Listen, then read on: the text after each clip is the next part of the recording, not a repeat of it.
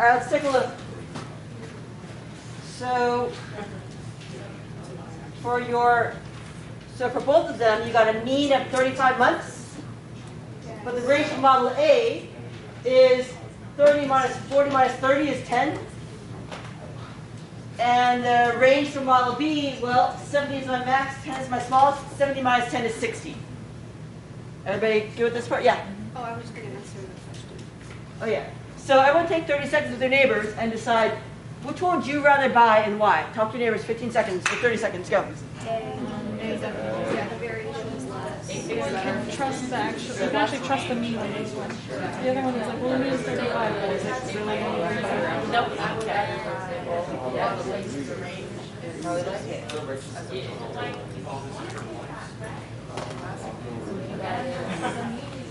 All right, Alina, which one would you rather buy? Model A, because there's going to be less variation, like between how long it lasts. Since 10 is better than 7. What was the other one? Yep, less variation. 60. Who else likes A?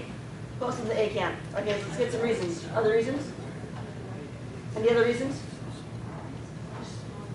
What do you say? How would you say Smaller range.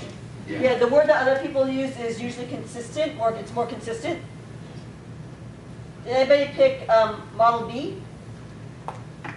There's no wrong or right answer, just, whatever you want. Anybody pick D? I had one student who picked B, and his reason was you could get 70 months. And he actually had a really good reason. He said, and 10 months is within warranty. So I was like, oh, that's a pretty good reason. Yeah, go ahead. Also, I think because the sample size is so small that you have a chance of getting 70, 40, or 15 months, which are pretty high in Model B. Yeah. I mean, there is a big, and it is a small sample. The trouble is that the larger the sample, the more work you guys have to do. I don't want to make it like, workable for in class real quick, but yeah. All right. But yeah, but you can definitely see like the Model B. It's a lot less consistent, right? You could get a lemon that busts out after 10 months. It could go 70 months before it breaks. You just don't know. Okay.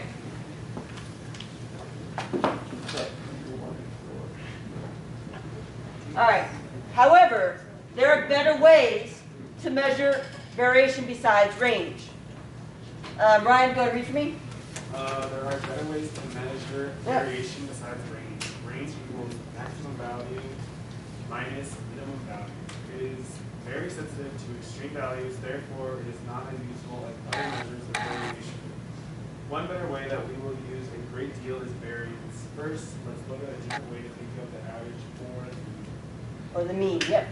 So another way of looking at the average or mean. So for example, I have 5 tests. 75, 80, 83, 77, 85. If you average them, you get 80. But another way that 5 tests can average to 80 is if they're all 80. Good? Everybody with me? Yeah. Okay. I need you guys looking. Everybody look it up here because this is a harder concept. If you're not paying attention, then you are going to be hopelessly lost on this. Okay. So let's take a look. So another way of looking at this is take a look at our target values and see how far each number is above or below our target, our average. So the first test, 75, is 5 below the average. Next test, 80 is right on the average. Next one, 83, is 3 above. 77, the next exam, is 3 below the average. And 85 is 5 above the average. Everybody good with that part? So these are kind of how far each one. If I add up all the differences, how far each one is away, well, I get 8 plus negative 8, 0, which is what I should get. If I didn't, that means I found the average incorrectly. So if you find out all the differences from them, you should get 0. So that doesn't really help me figure out how much it varies. So instead, what people did was they said, okay, well, so they don't cancel out, let's first square all the differences. So I took all these differences and squared them to make them positive. Because if you square a negative number, it becomes positive. So they squared negative 5. And I wrote down 5 squared because the negative squared becomes positive. I didn't have room. 80 is right on it, so it's 0 away, so 0 squared. 83 is 3 away, so 3 squared. 77 is 3 below, so negative 3 squared. And then 85 is 5 above, so 5 squared. So I got to find all these squares. So 5 squared is 25, 0 squared is 0, 3 squared is 9, 3 squared is 9, and then 5 squared is 25. And then I'm going to average those. I'm going to add them up and divide by 5 because there's 5 of them. I do that, I get 13.6. That's what we call our variance. So that is how you find variance.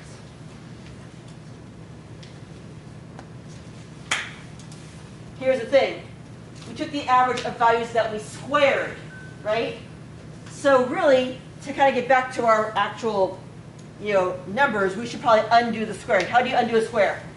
Square root. Square root. So then we have something called a standard deviation. That's the square root of the variance, and that's what we use more often. So standard deviation is the square root of the variance.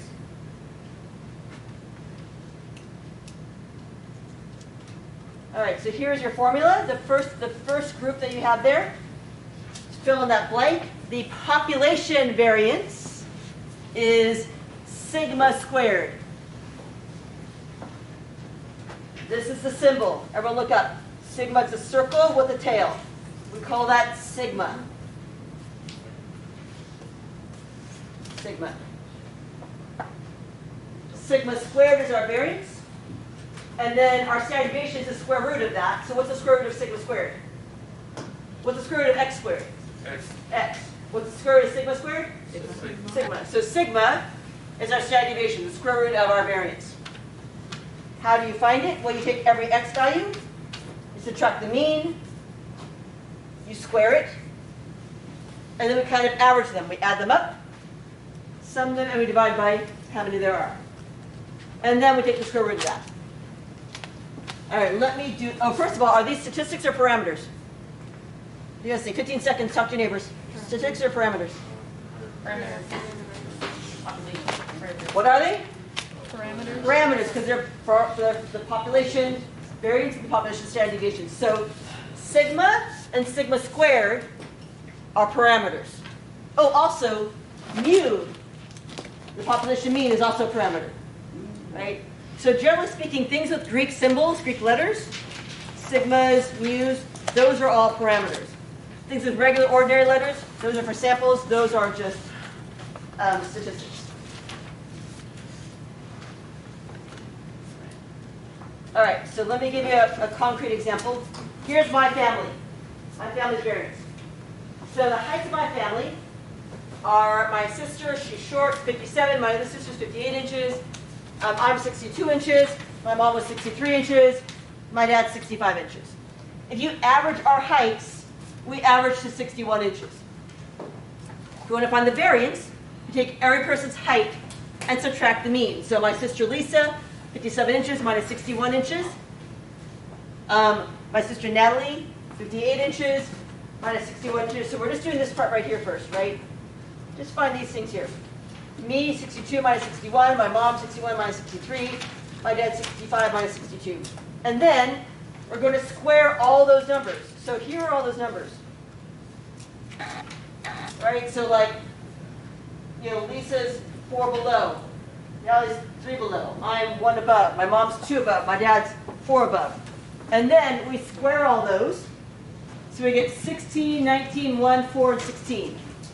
And then you average them. You add them up, divide by how many you have. You have 5 numbers, you divide by 5. 5 people, right? So then our variance is 9.2 inches squared. Because we've squared the inches, so it's inches squared. That's variance. Everybody, is this making sense so far? Is it not making sense? I can go over this. Okay. So you find the average of your group. The average of our group is 61. And you figure out how far each person is from 61. Right? So 4 inches below is negative 4. 3 inches below is negative 3. 1 inch above is 1. 2 inches above is 2. 4 inches above is 4. That's where those numbers come from. And then you square all those numbers. So this is negative 4 squared, negative 3 squared, 1 squared, 2 squared, and 4 squared. After you do that, after you find the differences and you square them, then you average them. How do you average something? You add them all up and you divide by how many you have. So we're adding them all up, and there's 1, 2, 3, 4, 5 people, so we're dividing by 5. That's the variance. Yeah? When we're finding the population variance, like, what is that telling us? What is that describing? Okay, so that's the rough part, is that variance is kind of, it's a little bit stickier. So instead, what we do is we want to think more in terms of, because the variance is in inches squared, and our heights are not inches squared, our heights are inches, right? So really, what's more useful is standard deviation. So we take that, we take the square root of it to get the standard deviation. So square root of 9.2 is 3.0 when you round. And then you also notice it goes from inches squared to inches. So then it's in terms of our same, heights. Our heights are in inches. So then it kind of makes more sense. So the idea of a standard deviation is, is that it's kind of more or less how much people vary from the mean. So I might say that my family is 61 inches, give or take 3 inches. It's a sense of like, kind of typically, on average, how far are people away from the mean? Yep. Did you have a? Yes. Can you please repeat the examples in which we're supposed to use regular variance from population variance? We haven't gotten there yet. Oh, okay. Thanks. Yep. So, so is everyone kind of good with this concept? Okay. Yes. I just had a question, just to get something straight. When you're saying 9.2 inches squared, that has no relation to area or anything like that. Right. It doesn't. It's really frustrating. That's the thing. It's like its units are even kind of off. It's messed up, right? So that's why it's a hard, variance is a lot harder thing to kind of work with. That's why people square root that. And then standard deviation makes a lot more sense because standard deviation is in inches. So it all kind of falls together. Thanks. Yeah, so variance, think variance is, it's the square of your standard deviation. I mean, it's just, I mean, like my height is 62 inches. What does my height squared represent? It's just kind of a weird sort of thing. It's certainly not my area. I mean, it's just, it's kind of a weird sort of concept. So yeah.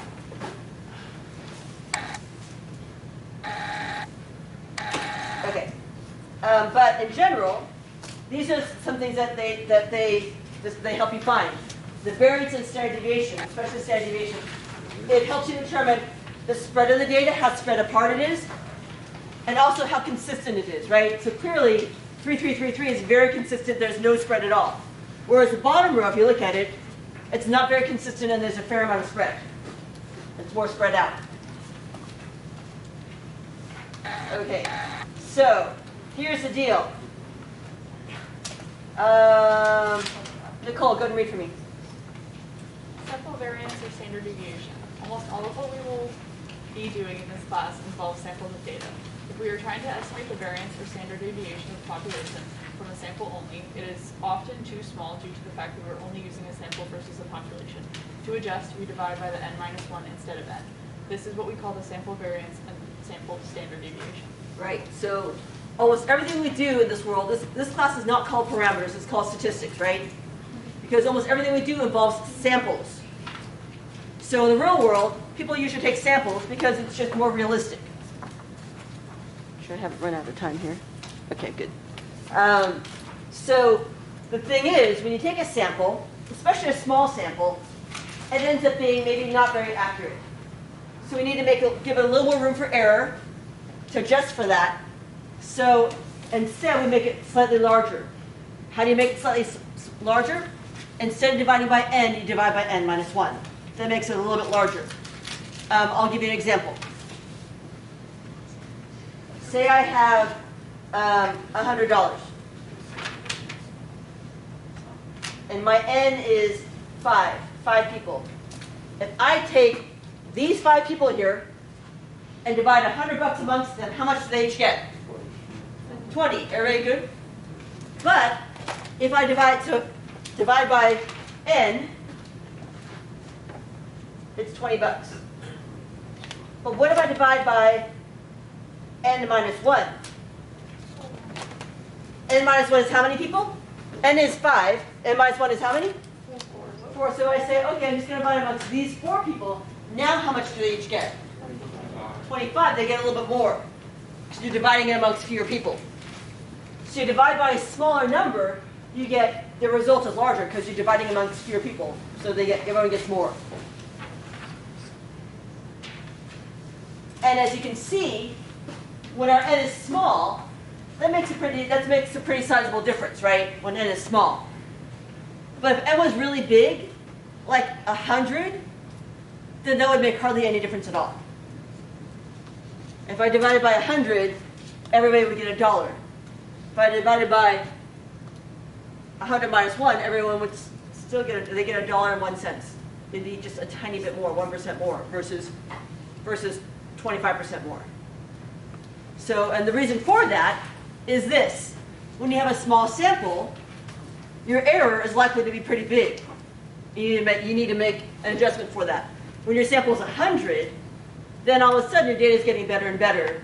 It's more likely to be accurate, so you only need to have a little bit of room for error. So that's why with a sample, because it's likely to be off, especially if it's a small sample, we divide by n minus 1 to make it bigger, a little bit bigger. Laura, did that answer your question? Yes, thank you. Sure. Thanks for asking it. And thanks for backing off when I said I was going to get to. So sample variance and sample standard deviation is the bottom part, right? The bottom portion. So that's the sample variance and sample standard deviation. Right? And again, how do you find it? So you guys are filling in these blanks, right? Yes? Everyone's filling in these blanks at the bottom? How do you find it? The first step, you take every x value and you subtract the mean. Second step, you square all those values. Third step, you add them all up, you sum them. Fourth step, you divide by n minus 1. And the fifth step, you take the square root. That's how you find the standard deviation. Those 5 steps. Oh, I used the same color twice. That's a problem. Should be green. Oops. Oh no, where is it?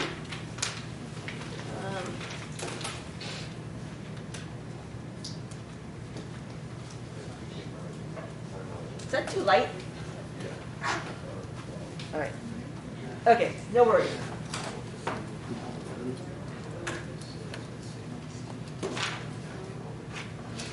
So let's do an example together. So this is our sample from earlier. This is our LG TVs. What was the mean? What was our X bar? 35. And again, it's a sample, so it's an X bar. So first I'm going to figure out, I'm going to subtract the mean from each one of these guys.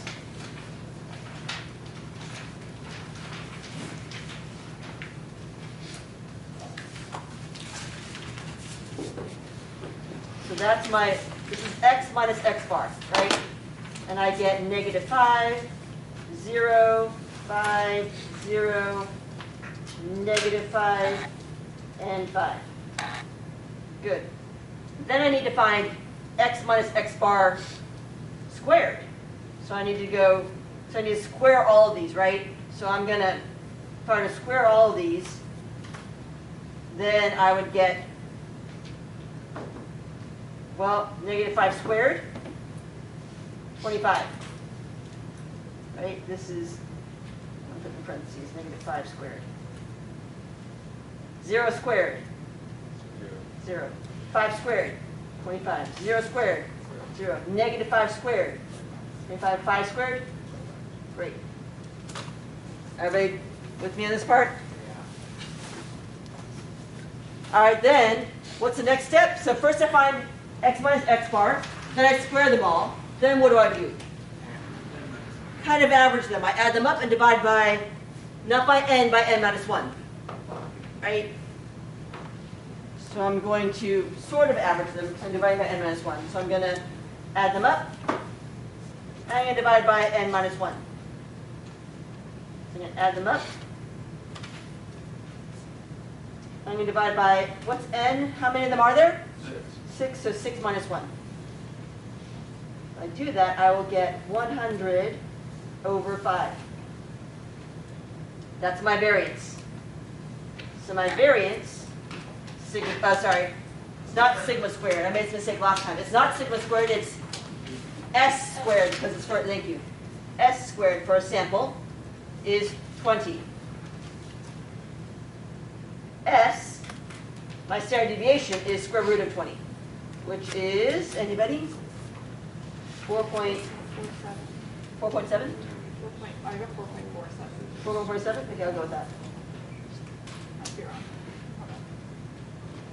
Okay, and again, your standard deviation should be rounded to one more decimal place than your original data is in, so it should be rounded to what? 4.4 or 4.5? Down to 4.4, up to 4.5. Yep, look at the next decimal place. If it's 5 or more, it should be up to 4.5. Everybody with me on this part? 4.5 when you round it. Okay.